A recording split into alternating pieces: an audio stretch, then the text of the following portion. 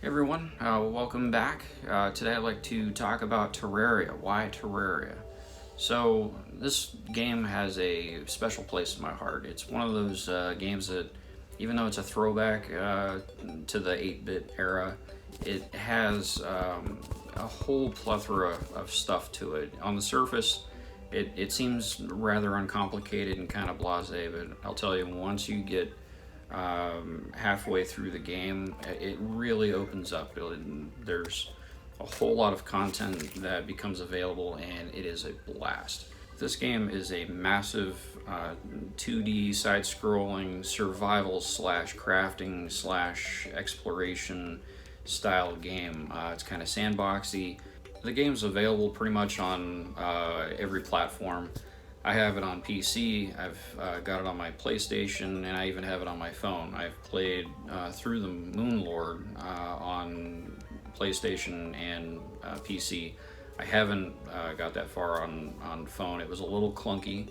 I think there's been a patch that may have updated that. I haven't got that far on phone. Terraria kept showing up on Steam as one of my recommended games to play, and I passed it by a number of times until a former colleague of mine recommended the game, and he introduced me to it in-game. So I joined his world. We were walking around. He was showing me some of the nuances to the game, and kind of got me hooked, and that was where I kind of branched off on my own, made my own world, died a million times, which it's going to happen.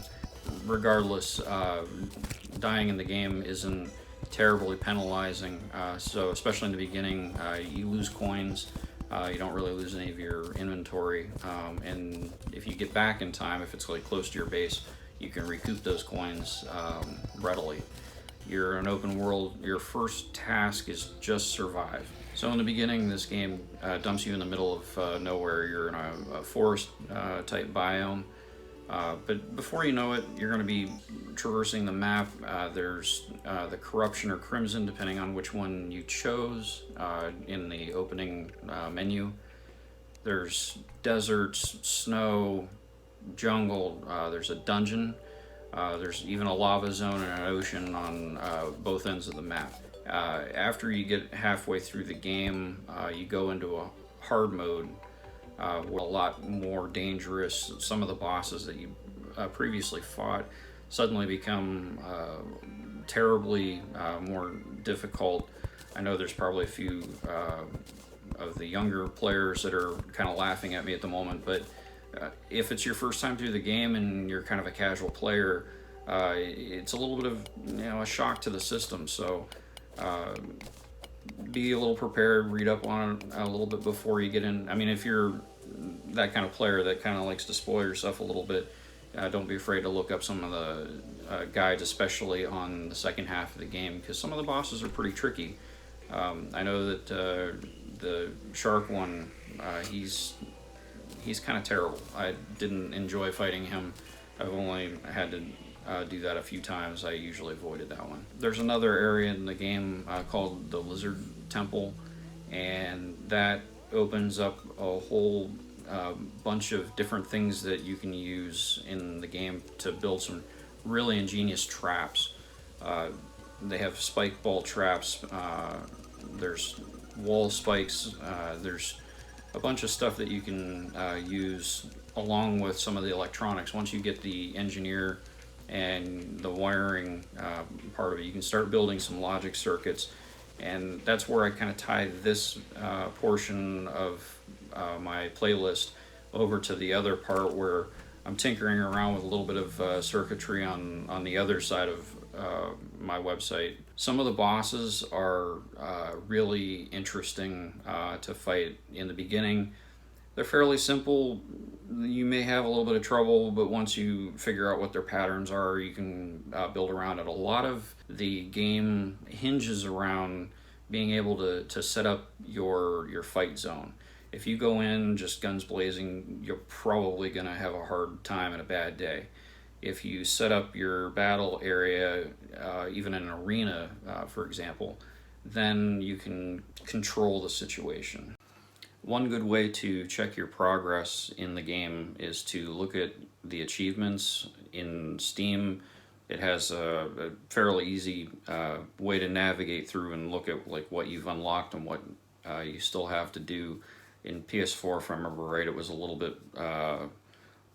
more clumsy and you had to kind of look stuff up. There are quite a few things that add extra challenge to the game. If you're kind of a completionist type player, one of the ones that was really interesting was in hard mode, you summon 3 bosses at the same time and you have to take them on. And the first time you go through it, each boss by themselves is very difficult. When you get to that point where you're at end game, challenging all 3 of them at the same time adds an extra element that gives it a little bit more replayability. So what you can see here in this crazy mess that I just activated, I mentioned that there were a bunch of statues that you'd come across in the game.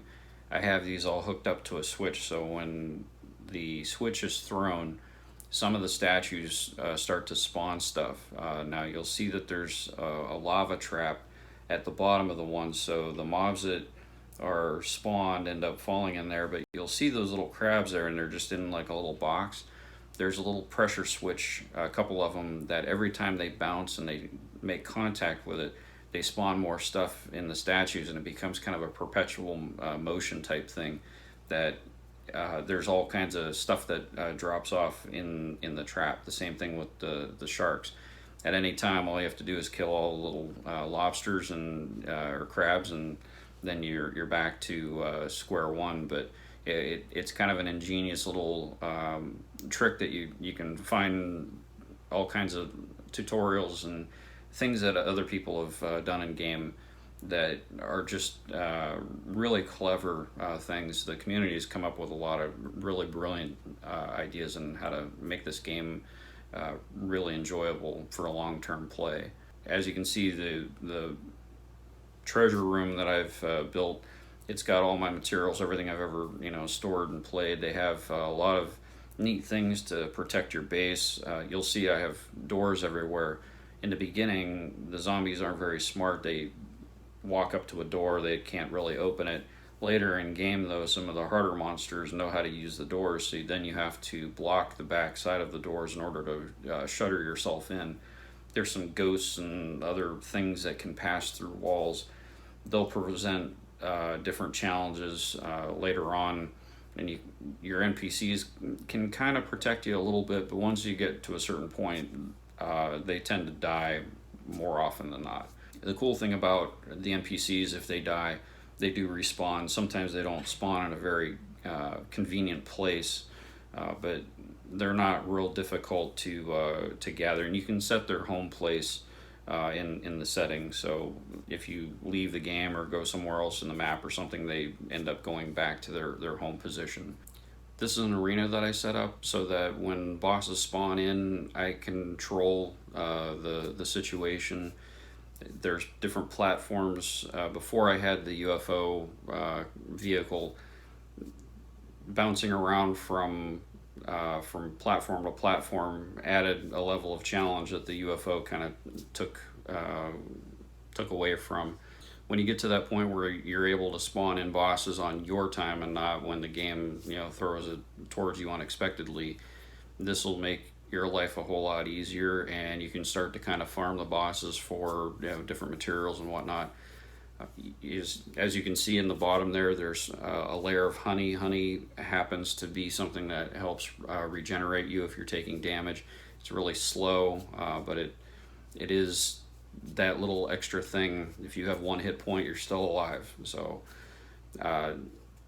campfires help with regeneration. You make sure that you have lighting. There's here you can see there's a heart lantern that also helps with your regeneration. You can see the different buffs along the top of the bar on the upper left side. Those buffs will help keep you alive in the boss fights. So another thing that you can see in here is I have all these teleporters. You can go all over the map, wherever your heart is content. You have to wire it, and that can take some time, and it does take a lot of materials, but you can pretty much go anywhere you want in the game within the bounds of the the map.